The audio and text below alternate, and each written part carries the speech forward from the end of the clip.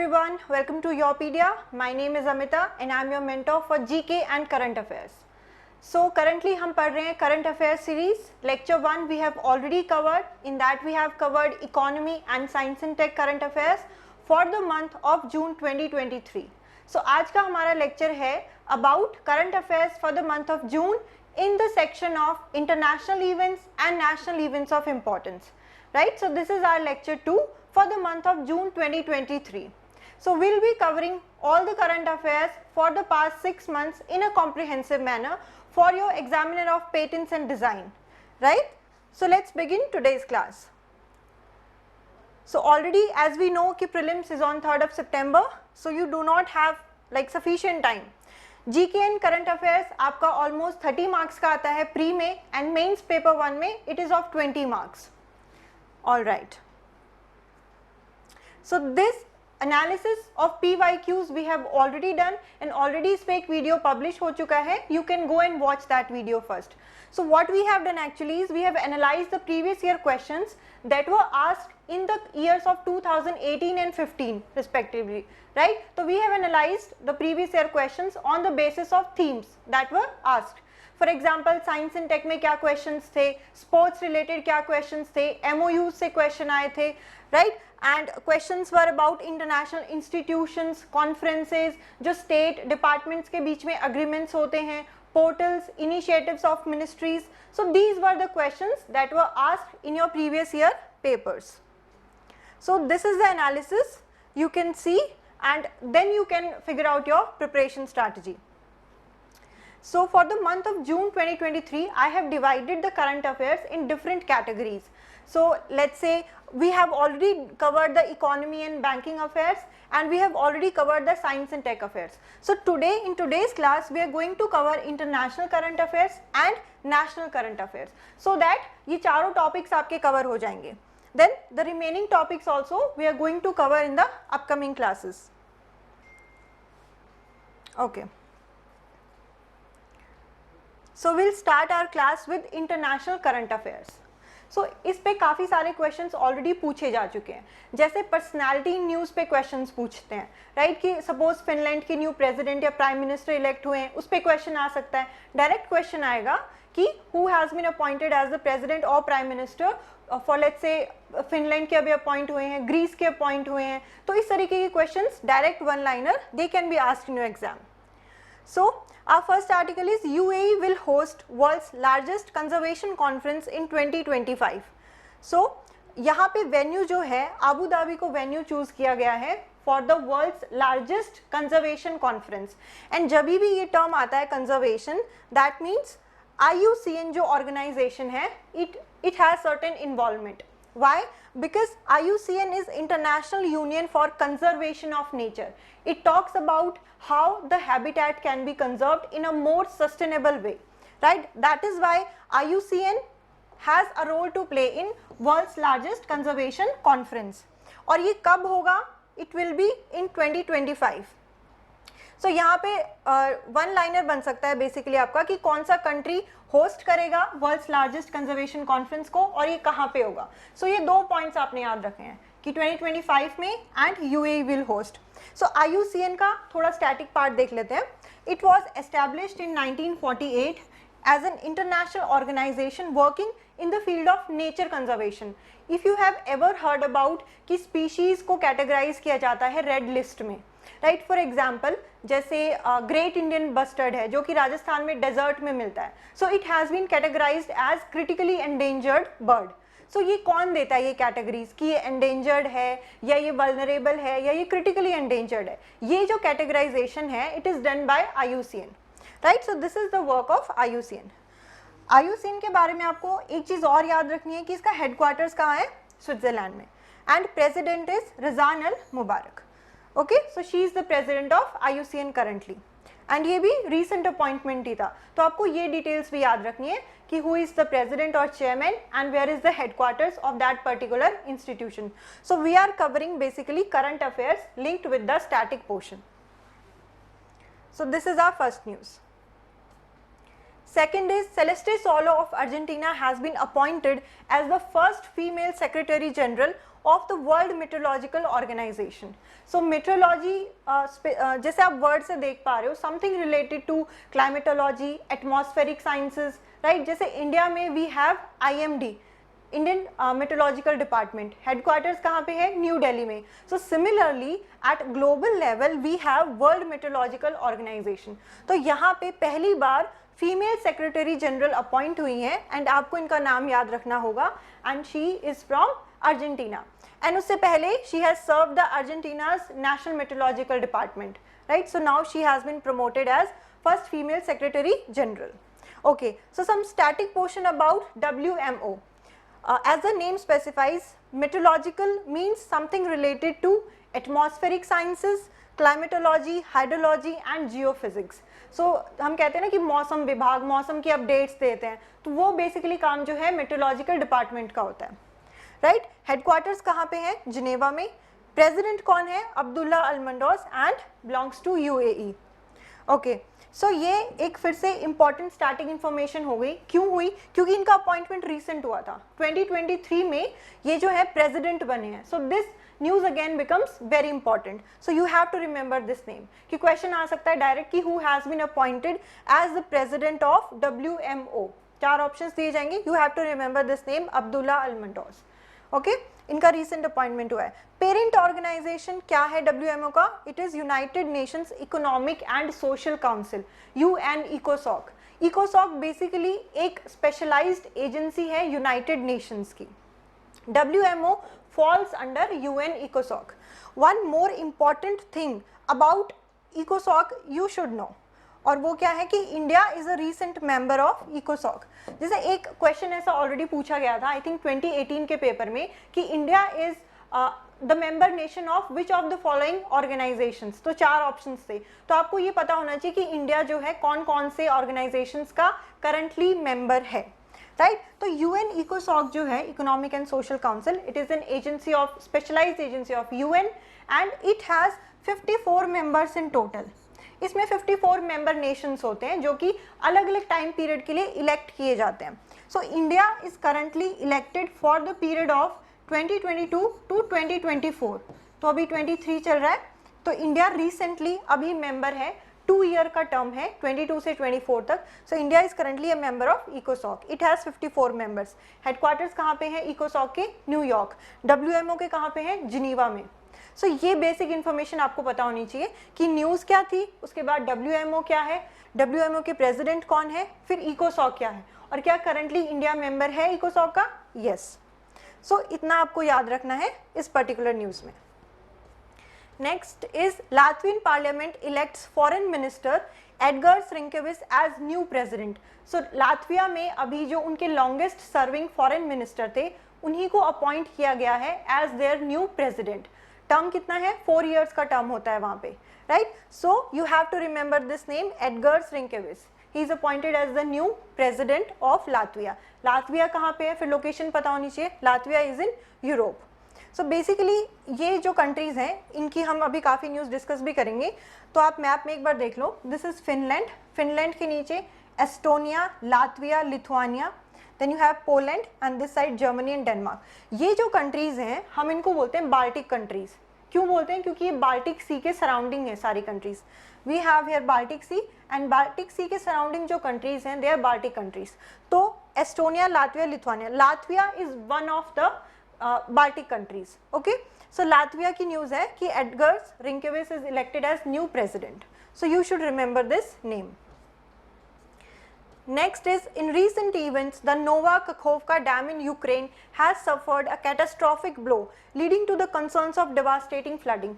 Russia-Ukraine war throughout पिछले साल से बहुत ज़्यादा न्यूज़ में है, right? And अभी क्यों न्यूज़ में है? क्योंकि ये जो डैम है वहाँ का Nova Kakhovka dam, it is very very important dam in Ukraine. Ukraine में है बेसिकली, रशिया में नहीं है. तो ये this is a very major hydro electric power project, बहुत मेजर HEP है यूक्रेन के लिए. वाई?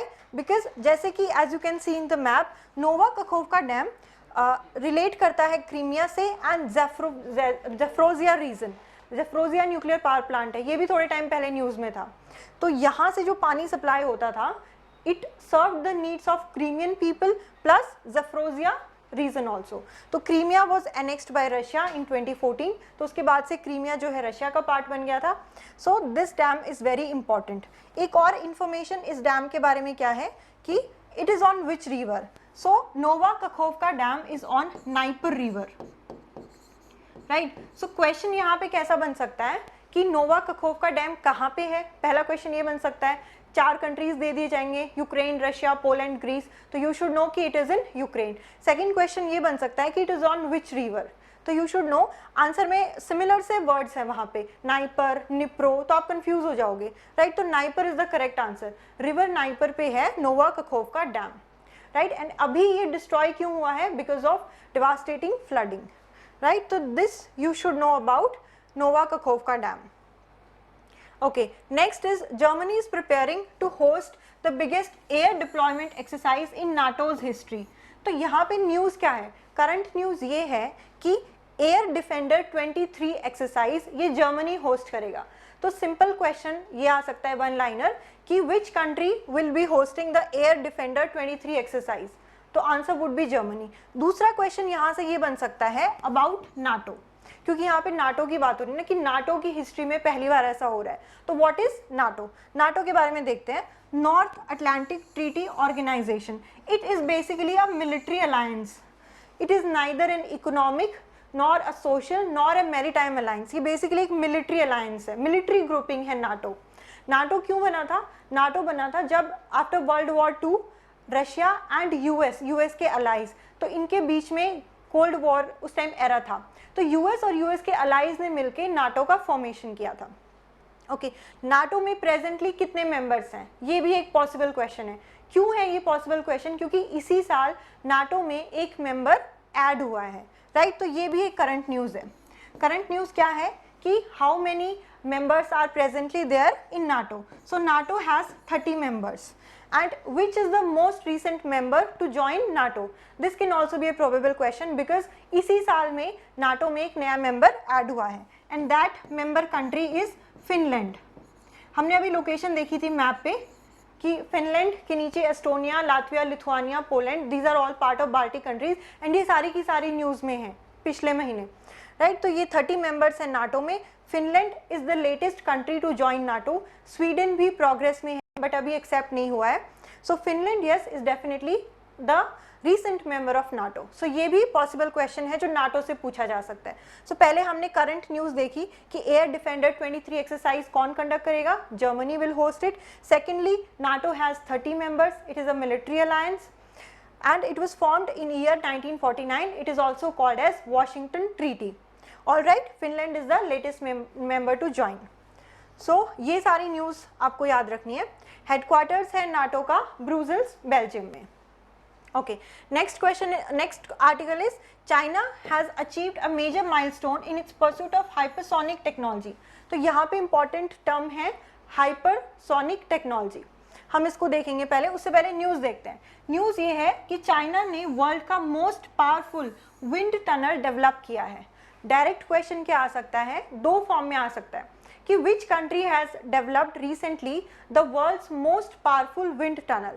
ये क्वेश्चन आ सकता है. क्वेश्चन दूसरे तरीके से आ सकता है कि what is JF-22.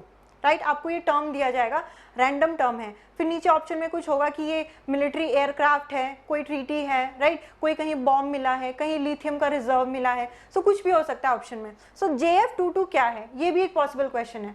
So question can be asked in either of the ways. So JF-22 is world's most powerful wind tunnel and who has developed it? China has developed it. So ये हो गया current news article. अब इसके पीछे static क्या है? Static है hypersonic technology. Hypersonic technology क्या होती है? उससे पहले सोनिक, सिंपल सोनिक टेक्नोलॉजी समझते हैं. तो एक होती है transonic. Transonic is basically 1 Mach. 1 Mach कितना होता है? Speed of sound. कि एनी सपोज वेपन और न्यूक्लियर और एनी जो आपकी टेक्नोलॉजी है, अगर वो स्पीड ऑफ साउंड से ट्रैवल कर रही है तो that means 1 Mach is equals to speed of sound 343 meters per second. So that is transonic. उसके बाद आता है supersonic. Supersonic is greater than 1 Mac.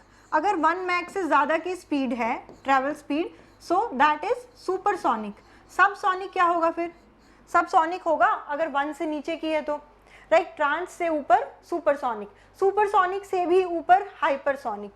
So after supersonic है हमारे पास हाइपरसोनिक टेक्नोलॉजी। हाइपरसोनिक कितनी हुई फिर? इट इज 5 मैक और अबव, 5 मैक।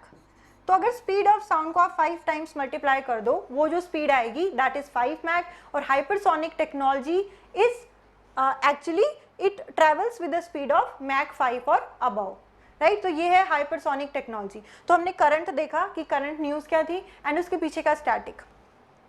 सो अब एक और चीज़ यहाँ से हम क्या रिलेट कर सकते हैं कि क्या इंडिया के पास है हाइपरसोनिक या सिर्फ हम चाइना के बारे में ही बात करें? So India also has this technology. India में 2019 और 20 में DRDO has developed this technology of hypersonic wind tunnel, right. तो this facility is already been tested in India in Hyderabad. तो ज़रूरी नहीं है कि हम खुश हों कि चाइना ने बनाया, हमारे पास नहीं है, हमारे पास भी ये टेक्नोलॉजी ऑलरेडी अवेलेबल है, ओके। बट चाइना ने वर्ल्ड का मोस्ट पावरफुल डेवलप किया है, हमारे पास भी ये टेस्टिंग फैसिलिटी है ऑफ हाइपरसोनिक टेक्नोलॉजी, राइट। तो ये न्यूज़ थी हाइपरसोनिक से related. Next is Kilauea volcano erupts on Hawaii's big island. बहुत ही straight forward one liner question आ सकता है कि recently which volcano has erupted, right, और कहाँ इरप्ट हुआ है। दोनों चीज़ आपको पता होनी चाहिए, एक तो वोल्केनो का नाम किलोवेआ वोल्केनो, दूसरा कहाँ इरप्ट हुआ, हवाई के आइलैंड्स पे। अब हवाई कहाँ है, लोकेशन देख लेते हैं। सो ये आपका नॉर्थ अमेरिका, नॉर्थ अमेरिका के वेस्टर्न साइड पे आपको हवाई आइलैंड्स का ग्रुप दिखेगा। हवाई वोल्केनो नेशनल पार्क में ये वोल्केनो किलोवेआ वोल्केनो वहाँ पे सिचुएटेड है। मोना लोआ जो वोल्केनो है वो भी वहीं पे सिचुएटेड है। सो ये हमने बात करी कि वोल्केनो इरप्ट हुआ है। वोल्केनो इरप्ट कब होता है? जब वो एक्टिव होगा। तो यहीं से हम रिलेट कर सकते हैं इसको इंडिया के कॉन्टेक्स्ट में कि क्या इंडिया में भी कोई ऐसा वोल्केनो है एक्टिव जो इरप्ट हुआ था? Yes, India also has active volcano, लेकिन एक ही वोल्केनो है इंडिया में जो कि एक्टिव है, that is Barren Islands in Andaman, right. तो इंडिया में सिंगल मोस्ट एक ही हमारे यहाँ पे एक्टिव वोल्केनो है, बैरन आइलैंड्स। तो ये जो है स्टैटिक जीके का पार्ट है एंड ये जो है आपकी करंट न्यूज़ थी कि कहाँ पे वोल्केनो इरप्ट हुआ है। सो ये नाम आपको याद रखना है। Next news is US and UK have recently signed the strategic pact of Atlantic declaration. तो अगर पैक्ट से डायरेक्ट क्वेश्चन आया तो यही आएगा कि कौन सा पैक्ट साइन किया है, US या UK ने। फर्स्ट क्वेश्चन ये आ सकता है। दूसरा ये आ सकता है कि US has signed this Atlantic declaration with which of the following countries, right. तो आपको कंट्रीज भी पता होनी चाहिए कि US और UK के बीच में है और पैक्ट का नाम भी पता होना चाहिए, अटलांटिक डिक्लेरेशन। कंट्रीज पैक्ट क्यों साइन करती हैं? बेसिकली क्योंकि they need to strengthen their economic ties, they need to strengthen their political, science, diplomacy. तो ये सब स्ट्रेंथन करने के लिए, बेटर कोऑर्डिनेशन के लिए कंट्रीज साथ आकर डिक्लेरेशंस को साइन करती हैं, राइट, ताकि उनका ट्रेड बढ़ सके, इकोनॉमी बढ़ सके, so that they can develop and tackle the challenges together. So ये है अटलांटिक डिक्लेरेशन। बस दो ही चीज़ें आपको याद होनी चाहिए इस आर्टिकल के ऊपर। Next we have UNESCO has announced that US will rejoin the agency in July for years after leaving due to allegations of bias against Israel। तो पहले इसको समझते हैं। करंट न्यूज़ ये है कि US फिर से यूनेस्को को ज्वाइन करने वाला है। फिर से का मतलब है कि पहले एक बार यूनेस्को को US बीच में ही छोड़ दिया था। कब छोड़ा था? ट्रंप जब उस टाइम वहाँ पे प्रेसिडेंट थे, तो ट्रंप के टाइम पे US withdrew it's membership from the UNESCO. क्यों विड्रॉ किया था? बिकॉज इजराइल और US has good relations and Israel and Palestine के बीच में कॉन्फ्लिक्ट है। पैलेस्टीन को बहुत कम मेंबर्स हैं जो रिकग्नाइज करते हैं as a independent nation. UNESCO wanted to give membership to Palestine, लेकिन US was against it because US has good relations with Israel और इजराइल और पैलेस्टीन के बीच में कॉन्फ्लिक्ट है। तो US ने कहा कि आप इनको मेंबरशिप मत दो, right? But UNESCO gave an observer status to Palestine. So that is why Israel के bias के against US withdrew its membership from UNESCO. Okay, ये तो थी हिस्ट्री। तो अब फिर से क्यों ज्वाइन कर रहे हैं? जब पहले विड्रॉ किया था तो अब ज्वाइन इसलिए कर रहे हैं क्योंकि सभी को वर्ल्ड में अभी जो है सबसे बड़ा थ्रेट है चाइना से, राइट। चाइना का बहुत ज़्यादा इन्फ्लुएंस ग्रो कर रहा है। सो चाइना को काउंटर करने के लिए, बिकॉज चाइना से बड़ी super power we have US, तो US इसलिए उसको काउंटर करने के लिए फिर से यूनेस्को को ज्वाइन कर रहा है। ताकि चाइना का इतना इन्फ्लुएंस ना रहे। So that is Y US फिर से ज्वाइन कर रहा है। तो ये न्यूज़ थी। तो अब क्वेश्चन ऐसा आ सकता है कि अभी यूनेस्को को रिसेंटली किस स्टेट ने ज्वाइन किया है। एंड यूनेस्को के बारे में देख लेते हैं स्टैटिक इन्फॉर्मेशन कि यूनेस्को क्या है। It is a specialised agency of United Nations. So UNESCO का काम क्या है, to build peace through international cooperation in education, science and culture. Education, science और कल्चर के थ्रू इंटरनेशनली पीस को मेंटेन करना, ये यूनेस्को का एजेंडा है। हेडक्वार्टर्स कहाँ पे है, पेरिस में। प्रेसिडेंट डायरेक्टर आपको पता होना चाहिए, नेम इज ऑड्रे अज़ौले। तो ये जो है स्टैटिक पार्ट आपको इतना पता होना चाहिए कि यूनेस्को का क्या काम है, कहाँ पे हेडक्वार्टर्स है एंड प्रेसिडेंट कौन है current, right. Next article is, ये स्ट्रेट वन लाइनर है कि UK has announced the appointment of senior diplomat Jane Marriott as the next British high commissioner to Pakistan. So Jane Marriott का appointment जो हुआ है इस्लामाबाद में हुआ है अभी एज ब्रिटिश हाई कमिश्नर। तो इनको अपॉइंट किसने किया है, अपॉइंट ब्रिटिश गवर्नमेंट ने ही किया है, बिकॉज ये ब्रिटिश डिप्लोमैट हैं। अपॉइंटमेंट हुआ कहाँ पे है, पाकिस्तान में हुआ है। So she has become the first female British envoy to Islamabad. तो इस्लामाबाद में जाने वाली ये पहली फीमेल ब्रिटिश एनवॉय बनी है, राइट। सो ये सिंपल वन लाइनर न्यूज़ है। पर्सनालिटी न्यूज़ है, तो यहाँ से क्वेश्चन ड्राइव हो सकता है कि किसको रिसेंटली पाकिस्तान में एज एनवॉय अपॉइंट किया गया है। Next article is, Estonia's parliament passed a law legalizing same-sex marriage, making it the first Central European nation to do so. अब फिर से उस मैप पे जाते हैं। हमने लोकेशन देखी थी फिनलैंड की, फिनलैंड के नीचे एस्टोनिया, लातविया, लिथुआनिया। तो फिनलैंड की न्यूज़ हमने देखी कि वहाँ पे न्यू प्रेसिडेंट बने हैं। फिर एस्टोनिया की न्यूज़ है हमारे पास, लातविया में भी न्यू प्राइम मिनिस्टर बने थे। तो ये जो यूरोपियन कंट्रीज़ हैं ये काफ़ी ज़्यादा न्यूज़ में रही हैं लास्ट मंथ। ओके, एस्टोनिया की न्यूज़ ये है कि वहाँ के पार्लियामेंट ने अभी सेम सेक्स मैरिज को लीगल स्टेटस पास कर दिया है। हालांकि बहुत सारे वेस्टर्न यूरोपियन कंट्रीज़ में it is already in a legal state, लेकिन सेंट्रल यूरोपियन कंट्रीज़ में Estonia has become the first European nation in central European countries. Okay, ऐसा ही एक क्वेश्चन 2018 के पेपर में भी था related to this same sex marriage only. तो that is why this news is important. जो भी हम पढ़ रहे हैं हम सिर्फ और सिर्फ इस एग्जाम की नीड्स को केटर करते हुए ही पढ़ रहे हैं, राइट। कुछ भी आउट ऑफ द बॉक्स चीज़ें हम नहीं पढ़ रहे हैं यहाँ पे। नेक्स्ट है, Japan's parliament has raised the age of consent from 13 to 16। Age of consent का मतलब होता है age of sexual consent, right. तो जापान की पार्लियामेंट में, Japan although is a very developed country, लेकिन Japan is one of the few countries जिसने इतनी लेट जो है एज ऑफ कॉन्सेंट को रेज किया है। So now in their country the age of consent is 16. So now I'll explain the meaning of age of consent. So suppose a person has sexual intercourse with a person who is lower than 16 years of age, then it will be counted as rape, right? तो वहाँ पे rape को criminalize करने के लिए ये law पास हुआ है। सो अब 16 ईयर्स से कम जो है अगर वहाँ पे रेप काउंट होगा if sexual intercourse takes place. Okay, India में कितनी है ये एज, जापान के बाद हम इंडियन कॉन्टेक्स्ट में बात करते हैं। So age of consent in India is 18 years. India में भी पहले इट वाज 16, फिर जब पॉक्सो एक्ट आया, जब चाइल्ड प्रोटेक्शन की बात हुई, तो उस टाइम इंडिया में it was raise to 18 years. So question direct आ सकता है कि which country has recently raised the age of consent. So Japan has raised from 13 to 16. Okay, next is PM Modi's US visit. It is very very important. Recently June में PM Modi की visit थी US में. बहुत ज़्यादा strategic वहाँ पे importance रही and बहुत ज़्यादा डिक्लेरेशंस भी साइन हुए. तो main purpose was to celebrate the 9th annual international day of yoga at UN headquarters. So he represented India at the United Nations headquarter to celebrate the Yoga Day.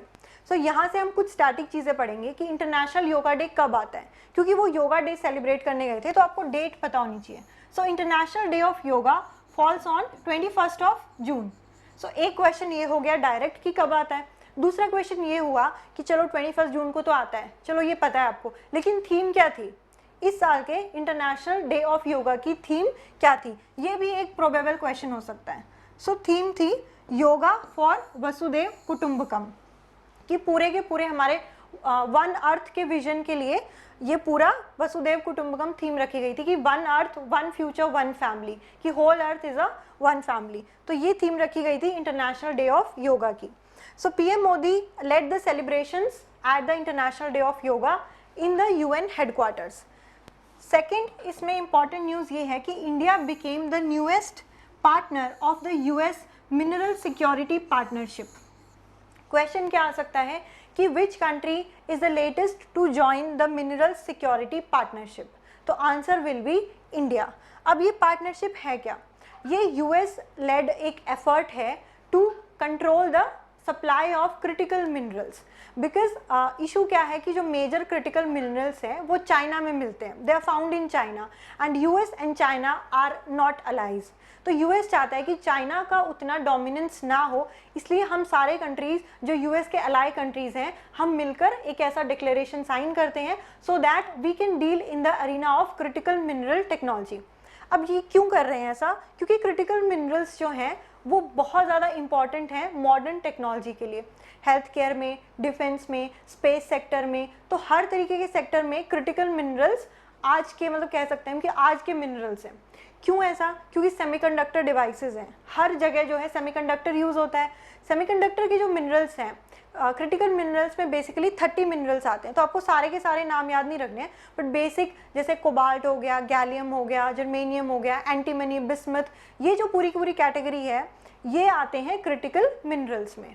तो इनके promotion और corporation के लिए they have signed this mineral security partnership and India has become the latest country to sign this declaration. So second news ये थी PM Modi के visit से, पहला इंटरनेशनल डे ऑफ योगा था, second was mineral security partnership. तीसरा एक बहुत important strategic pact जो साइन हुआ था that was Artemis accord, and वो हम ऑलरेडी कवर कर चुके हैं साइंस एंड टेक वाले पोर्शन में, वो भी इसी का पार्ट था। जब PM Modi has visited USA in the last month, तो उसी टाइम वो स्ट्रैटेजिक पैक्ट साइन हुआ था आर्टेमिस अकॉर्ड, तो वो भी आपको याद रखना है।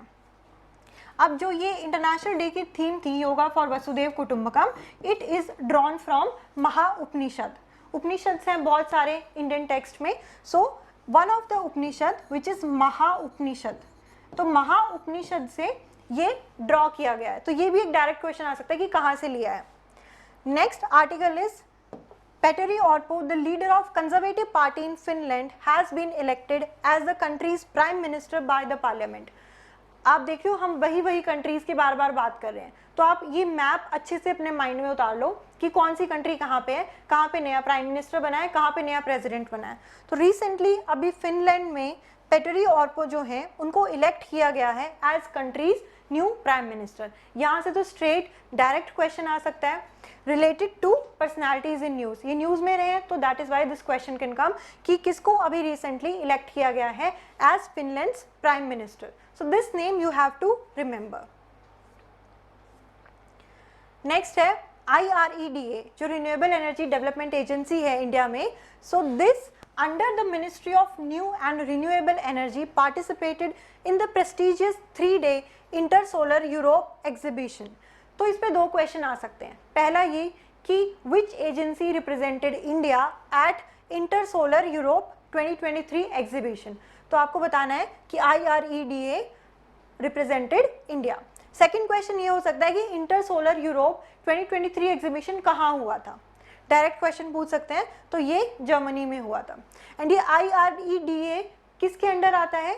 It falls under ministry of new and renewable energy. जैसे कि आप नाम से देख रहे हो IRE, R इज रिन्यूएबल, तो रिन्यूएबल अगर कोई कंपनी है तो वो किसके अंडर आएगी? It will fall under ministry of renewable energy. Okay, next is Oman creates history as first foreign government to promote country through the Indian embassy in the arena of yoga. तो Oman जो है पहला country बना है जिसने योगा को promote किया है, right. Yoga basically Indians promote करते हैं ना योगा को, लेकिन ओमान पहला ऐसा फॉरेन कंट्री बना है टू प्रमोट योगा। ये स्ट्रेट वन लाइनर आ सकता है, Oman is a part of gulf countries, तो पूछेंगे कि which of the following countries has become the first foreign government to promote country through yoga. तो आपको आंसर्स में ऑप्शंस में देंगे, लेट्स से ओमान है एंड लेट्स से कि कोई गल्फ कंट्रीज का आपको एग्जांपल देंगे कि ईरान है, कतर है, कि इनमें से आपको बताना है कि किसने किया, तो Oman is the country. Next we have Nusrat Chaudhary, a civil rights lawyer, has been confirmed by the Senate as the first Muslim female federal judge in US history.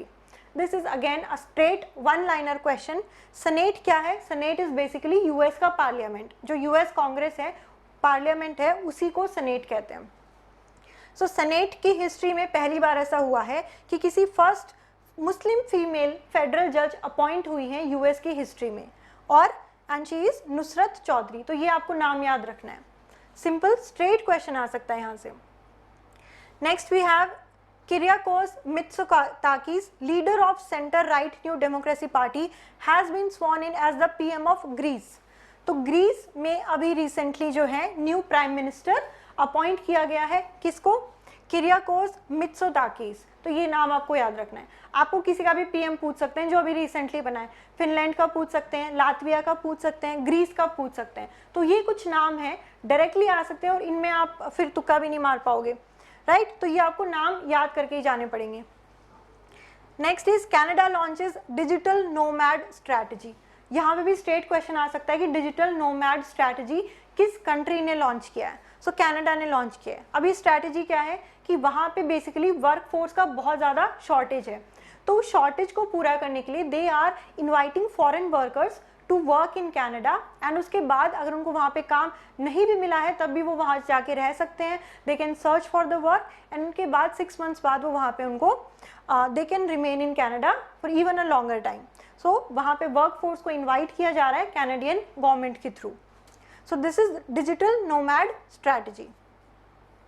Okay, so ये Europe में Greece की location आप देख लो, this is Greece, ये Mediterranean sea को surround करता है। एंड जिन कंट्रीज़ की हमने बात करी, ये बाल्टिक सी है, दिस इज फिनलैंड, फिनलैंड के नीचे Estonia, then Latvia, then Lithuania. ये सारी की सारी कंट्रीज अभी न्यूज़ में थी, एंड इन कंट्रीज़ के बारे में आपको पता होना चाहिए। Straight one liner questions can be asked. तो ये हमने इंटरनेशनल इवेंट्स डिस्कस किए for the month of June 2023। Now will move to the national current affairs. जो कंट्री में जो हुआ है पूरे जून के मंथ में, वो हम डिस्कस करेंगे अब। तो one was railway Kavach system. Railway Kavach system basically क्या है कि it is under ministry of railways. कवच इज बेसिकली व्हाट? कवच क्या है? शील्ड होता है, प्रोटेक्शन प्रोवाइड करता है। सो जैसे नाम से पता लग रहा है कि कुछ प्रोटेक्शन कुछ शील्ड से रिलेटेड है, तो it is exactly that. Traffic avoidance collision system है, ट्रेन्स का आपस में कोलिजन ना हो, तो कोलिजन को अवॉइड करने के लिए, उसको प्रोटेक्ट करने के लिए ministry of railways has developed this system which is known as railway Kavach system. तो क्वेश्चन आ सकता है कि कवच कौन से मिनिस्ट्री ने डेवलप किया है। सेकंड आ सकता है कि कवच किससे रिलेटेड है, राइट? तो ये दो क्वेश्चन यहाँ पे पूछे जा सकते हैं। Next we have 22nd Law Commission report on section 124A of the IPC, Indian Penal Code, has recommended retaining the sedition law. I know आपको भी समझ नहीं आया होगा, तो इसको अच्छे से समझाती हूँ मैं। इसमें बात करी गई है sedition law की, लॉ कमीशन की और सेक्शन 124A की। लॉ कमीशन बेसिकली क्या है? लॉ कमीशन एक एग्जीक्यूटिव बॉडी है। एग्जीक्यूटिव बॉडी क्या होती है? जो गवर्नमेंट ऑफ इंडिया एस्टैब्लिश करती है, मतलब उसके लिए कोई लॉ नहीं आया बेसिकली। जैसे कि नीति आयोग है, नीति आयोग को पार्लियामेंट ने एस्टैब्लिश नहीं किया, नाइदर वो कॉन्स्टिट्यूशन में मेंशन्ड है। सो नीति आयोग क्या है? एक एग्जीक्यूटिव बॉडी है। गवर्नमेंट ऑफ इंडिया ने अपने डिस्क्रिप्शन पे नीति आयोग को एस्टैब्लिश किया है, उससे पहले प्लानिंग कमीशन था। सो सिमिलरली लॉ कमीशन क्या है? लॉ कमीशन एक एग्जीक्यूटिव बॉडी है, इसका कोई लीगल बैकिंग नहीं है, ना ही ये कॉन्स्टिट्यूशन में मेंशन्ड है। फिर इसका काम क्या है? काम ये है कि लीगल एडवाइस देना। इसमें लीगल एक्सपर्ट्स होते हैं फील्ड्स के, जो लीगल एडवाइस देते हैं गवर्नमेंट को, राइट?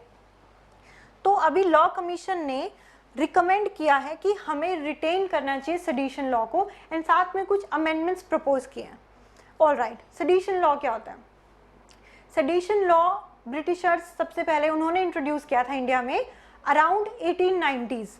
क्यों इंट्रोड्यूस किया था? क्योंकि they wanted to arrest Indian national जो रेवोल्यूशनरीज थे, जो उस टाइम ब्रिटिश गवर्नमेंट के अगेंस्ट जो लोग बोल रहे थे, इंडियंस जो बोल रहे थे, उनको अरेस्ट करने के लिए ये लॉ लेकर आए थे ब्रिटिशर्स। तो लॉ बेसिकली क्या है? लॉ ये कहता है कि अगर कोई person in any form either oral और रिटन वर्बल फॉर्म या थ्रू जेस्चर्स, अगर कोई पर्सन गवर्नमेंट एस्टैब्लिश के अगेंस्ट कुछ बोलता है या कुछ ऐसा पोर्ट्रे करता है तो उसको अरेस्ट कर लिया जाएगा। तो उस टाइम पे ब्रिटिशर्स ने सेडेशन लॉ का यूज़ करके महात्मा गांधी को, तिलक, एनी बेसेंट, तो इन लोगों को अरेस्ट किया था। और अरेस्ट इसमें कंडीशन क्या है कि आप लाइफ टाइम अरेस्ट कर सकते हो विदाउट बेल, बेल भी नहीं मिलेगी आपको। तो ये है सेडेशन लॉ कि अगर आप गवर्नमेंट के अगेंस्ट कुछ बोलते हो, वो गवर्नमेंट जिसको लॉ ने एस्टैब्लिश किया है, तो then you can be put behind the bars in the sedition charges. And direct question इसमें कैसा आ सकता है कि section 124A of IPC Indian penal code is related to which of the following laws. क्योंकि ये जो सेडेशन लॉ है बहुत ज़्यादा कंट्रोवर्सी में रहा है, काफ़ी टाइम से न्यूज़ में रहा है, राइट। तो ये हमने बात कर ली सेडेशन लॉ के बारे में। Next news is national food safety and standards training centre was inaugurated by health minister doctor Mansukh Mandaviya for फसाई।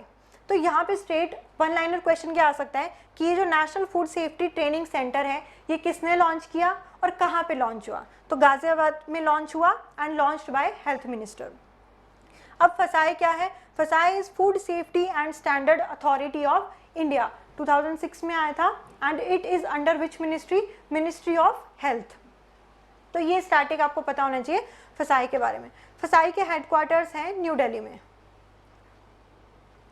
Next is union minister of ports, shipping and waterways Sarbananda Sonowal launched the Sagar Samriddhi online dredging monitoring system as a part of waste to wealth initiative of the ministry. So recently एक online monitoring system launch हुआ है which is Sagar Samriddhi। किसने launch किया है? Union minister of ports, shipping and waterways. तो ये है current news. अब इसके पीछे स्टार्टिंग में चलते हैं। सागर समृद्धि क्या है? सागर मीन्स ओशन सीज जो है हमारे, समृद्धि इज प्रॉस्पर्स बनाना, है ना। तो जैसे हमारा नमामि गंगे प्रोग्राम है, हम गंगा को क्लीन करना चाहते हैं, राइट। गंगा के रिलेटेड बहुत सारे इनिशिएटिव्स चल रहे हैं टू क्लीन गंगा।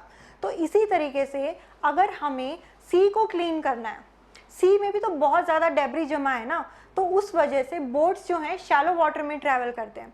तो उनके नेविगेशन को इफेक्टिव बनाने के लिए एंड वो डेब्री को रिमूव करने के लिए दिस इनिशिएटिव इज लॉन्च्ड। तो नाम आपको याद रखना है, सागर समृद्धि। किसने लॉन्च किया? Ministry of ports, shipping and waterways. Plus इसके साथ साथ उन्होंने एक ऑनलाइन मॉनिटरिंग सिस्टम भी, एक पोर्टल लॉन्च किया है। तो उससे क्या हेल्प मिलेगी कि वो पता लगा सकते हैं कि कितना क्लीन हुआ है, कितना नहीं हुआ, मतलब प्रोग्रेस ट्रैकर है बेसिकली। सो ये है सागर समृद्धि। नेक्स्ट इज IRDA जो इंश्योरेंस रेगुलेटर है इंडिया का, उसने अभी सभी इंश्योरेंस कंपनीज के लिए डायरेक्टिव्स रिलीज किए हैं कि they all have to establish a unique 14 digit आभा ID। आभा ID is Ayushman Bharat health account. तो ये है आभा ID। अब इससे हम जाते हैं स्टैटिक पोर्शन में, आयुष्मान भारत। आयुष्मान भारत जो स्कीम है गवर्नमेंट ऑफ इंडिया की फ्लैगशिप स्कीम है, 2018 में आई थी। इसमें जो BPL फैमिलीज हैं उनको अप टू 5 लाख रुपीस तक का हेल्थ कवर मिलता है। और आइडेंटिफाई कैसे किया जाता है कि BPL फैमिली है? Through the socio economic caste census. जो सेंसस कंडक्ट हुआ था लास्ट, उसमें जो BPL फैमिलीज हैं वो टारगेट बेनिफिशरीज हैं आयुष्मान भारत स्कीम के। एंड जो ये आभा ID है, so it is kind of जैसे हमारा बैंक अकाउंट होता है, तो सिमिलरली एक ID है। इससे आप सारे के सारे हेल्थ रिकॉर्ड्स जो हैं डिजिटली रिकॉर्ड कर सकते हो। सपोज आप डॉक्टर के पास गए, डॉक्टर ने कुछ टेस्ट लिख के दिए, फिर कुछ मेडिसिन प्रिस्क्राइब करी, जो उस टेस्ट की रिपोर्ट्स थी, तो आप सारी की सारी इन्फॉर्मेशन एक ही जगह एक पोर्टल पे स्टोर कर सकते हो। एंड फिर अगर आपको कभी एक्सेस करना हो तो आप ये आभा ID का यूज़ कर सकते हो। तो it will be more convenient to use. तो ये न्यूज़ थी आभा ID से related. Next we have Udhampur Doda parliamentary constituency stands out as one of the most developed constituencies among the 550 parliamentary constituency। Total 550 जो पार्लियामेंट कॉन्स्टिट्यूएंसीज हैं जहाँ से MPs elect होते हैं, मेंबर ऑफ पार्लियामेंट, तो उसमें से रिसेंट सर्वे में this particular constituency has standard out as most developed one. तो ये आपको सिंपल नाम याद रखना है, इससे ज़्यादा इसमें और कोई डिटेल रिक्वायर्ड नहीं है। Next is central government has recently taken a proactive step towards improving the well-being of its employees by introducing the Y break। तो Y break डायरेक्ट पूछा जा सकता है कि Y break क्या है, तो Y break है योगा एट ऑफिस चेयर। ये बेसिकली क्या है, 5 मिनट का योगा है एक, ठीक है। तो इससे गवर्नमेंट क्या प्रमोट करना चाह रही है कि आप ओवरऑल वेलबींग को, हम देख रहे हैं कि ये इनिशिएटिव मिनिस्ट्री ऑफ आयुष के अंडर है and it will help professionals to relieve their stress, to rejuvenate their energy levels, क्योंकि आप 5 मिनट का उनको ब्रेक दे रहे हो to perform the yoga। तो ये है Y break, yoga at office. Ayush क्या है, ministry of Ayush. Ayush is Ayurveda, yoga, naturopathy, यूनानी, सिद्धा एंड होम्योपैथी। सो इसी से रिलेटेड एक और करंट न्यूज़ थी थोड़े टाइम पहले, वो ये थी कि मिनिस्ट्री ऑफ आयुष के अंडर अभी एक traditional knowledge digital library establish हुई है। तो क्वेश्चन ऐसा आ सकता है कि ट्रेडिशनल नॉलेज डिजिटल लाइब्रेरी कहाँ इस्टेब्लिश हुई प्लस किसके अंडर थी, तो इस्टेब्लिश हुई थी जामनगर गुजरात में। So this also you should know. Next है personnel ministry announced that the central government has launched a new collection of courses called Dakshata on the IGOT Karma Yogi platform. Karma Yogi platform is related to government employees जो civil servants हैं, तो उनको उनके knowledge उनके skills को improve करने के लिए वेरियस कोर्सेज ट्रेनिंग्स प्रोवाइड किए जाते हैं, राइट। तो उससे रिलेटेड ये प्लेटफॉर्म है दक्षता। तो अगर पूछता है कि दक्षता प्लेटफॉर्म किससे रिलेटेड है, तो it is related for the development of attitude knowledge skill for transformation in administration. जो एडमिनिस्ट्रेटिव एम्प्लॉयज़ होते हैं गवर्नमेंट एम्प्लॉयज़, उनके होलिस्टिक डेवलपमेंट के लिए ये कोर्सेज प्रोवाइड किए जाते हैं एंड दैट प्लेटफॉर्म इज दक्षता। कौन सी मिनिस्ट्री ओवरसी कर रही है, so implementation is done by personnel ministry. Next is union minister of education and skill development Shri Dharmendra Pradhan flagged off Gabon's first agri SEZ project from New Delhi. Gabon क्या है, Gabon country है central Africa में। तो Gabon country का पहला agricultural special economic zone किसने flag off किया, किसने स्टार्ट किया, तो वो इंडियन एजुकेशन मिनिस्टर ने स्टार्ट किया। कहाँ से स्टार्ट हुआ, न्यू दिल्ली से स्टार्ट हुआ। SEZ क्या होता है, SEZ होता है स्पेशल इकोनॉमिक जोन। यहाँ पे बेसिकली टैक्स से रिलेटेड बेनिफिट, ट्रेड से रिलेटेड बेनिफिट मिलते हैं ताकि मोर कन्वीनियंट ट्रेड हो सके। जैसे सपोज अगर आपको किसी चीज़ का लाइसेंस लेना पड़ता है ट्रेड करने के लिए, तो उसमें बहुत सारे प्रोसीजर्स इन्वॉल्व हैं, तो प्रॉपर SEZ बनाए जाते हैं ताकि आपको उतनी ज़्यादा कॉम्प्लेक्स प्रोसीजर्स को फॉलो ना करना पड़े, राइट। तो that is Y special economic zone बनाए जाते हैं। इसी से रिलेटेड एक और न्यूज़ है कि गिफ्ट सिटी इंडिया में इस्टेब्लिश हुआ है। तो वो कहाँ पे है, गिफ्ट सिटी है गुजरात के गांधीनगर में। So that is also a kind of special economic zone. तो वहाँ पे इंडियन गवर्नमेंट क्या कर रही है, इंडियन गवर्नमेंट चाहती है कि यहाँ पे और इन्वेस्टमेंट आए, बड़ी बड़ी कंपनीज़ के ऑफिस खुलें, फॉरेन यूनिवर्सिटीज़ के कैंपस खुलें, राइट। तो ये सारी चीज़ें Indian government is trying to promote. Next is national archives of India organised exhibition हमारी भाषा हमारी विरासत on the occasion of 75th international archives day. इस पे तो स्ट्रेट क्वेश्चन बन सकता है कि ये जो हमारी भाषा हमारी विरासत है, ये किसने कैंपेन लॉन्च किया, तो किसने किया, नेशनल आर्काइव्स ऑफ इंडिया ने। दूसरा ये कि इंटरनेशनल आर्काइव्स डे कब आता है, तो ये 9 जून को आता है, राइट। तो ये 2 क्वेश्चन यहाँ पे बन सकते हैं। Next is again one liner, Amit Shah inaugurated CREDAI, ये कॉन्फेडरेशन होता है रियल स्टेट डेवलपर्स का, गार्डन्स पीपल पार्क इन अहमदाबाद। तो क्वेश्चन कैसा आ सकता है कि गार्डन्स पीपल पार्क कहाँ पे रिसेंटली इनॉग्रेट हुआ है, तो ये इनॉग्रेट हुआ है अहमदाबाद में। इससे ज़्यादा आपको याद रखने की ज़रूरत नहीं है। बेसिकली ये गार्डन्स पीपल पार्क क्या है, एक एनवायरमेंटली फ्रेंडली स्पेस प्रोवाइड करेगा लोगों को, and so that it can provide a comfortable life and environmentally friendly space. Then next we have India's animation, gaming, visual effects and comics sector is set to make a remarkable impression on the global stage as country participates for the first time at the prestigious NSE international animation festival. तो यहाँ पे question कैसा बन सकता है, दो type के question बन सकते हैं कि जो ये NSE इंटरनेशनल एनिमेशन फेस्टिवल है ये कहाँ पे ऑर्गेनाइज होगा, तो ऑर्गेनाइज होगा फ्रांस में। दूसरा इंपॉर्टेंट चीज़ यहाँ पे क्या है कि इंडिया का डेब्यू हो रहा है, तो इंडिया पहली बार यहाँ पे पार्टिसिपेट कर रहा है। तो पूछ सकते हैं कि कौन सी कंट्री जो है वो फर्स्ट टाइम पार्टिसिपेट करेगी NSE इंटरनेशनल एनिमेशन फेस्टिवल में। तो याद रखना है आपको कि इंडिया का डेब्यू है यहाँ पे। Next we have Ministry of Fisheries, Animal Husbandry and Dairy has taken a significant step towards streamlining the regulatory approval process for veterinary drugs and vaccines with the launch of Nandi portal। Question कैसा आएगा यहाँ पे कि Nandi portal क्या है, तो Nandi portal related है veterinary drugs and vaccine से। दूसरा ये आएगा कि कौन सी मिनिस्ट्री इम्प्लीमेंट कर रही है, तो मिनिस्ट्री जो है इम्प्लीमेंटेशन के लिए वो है ministry of fisheries, animal husbandry and dairy. तो ये मिनिस्ट्री आपको याद रखनी है, पोर्टल का नाम याद रखना है और ये पोर्टल किस चीज़ से रिलेटेड है वो याद रखना है।